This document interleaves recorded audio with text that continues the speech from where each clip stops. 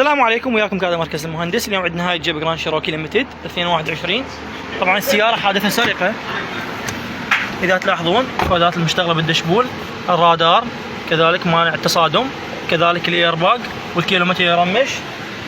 ندخل على المعلومات مال عقل السي اي دي ام، يقول لي فرونت رادار موديول بي انكوركت كومبوننت انستالد، الحالة ما تكتف، معناها الرادار الوسطي مبدل بقطعة مستعملة وما مطابقة مواصفات السيارة.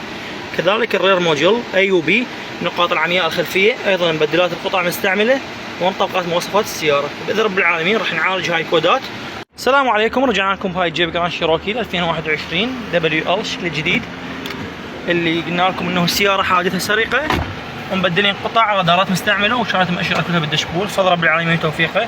حاليا هذا الرادار شغال بدون اي مشكلة.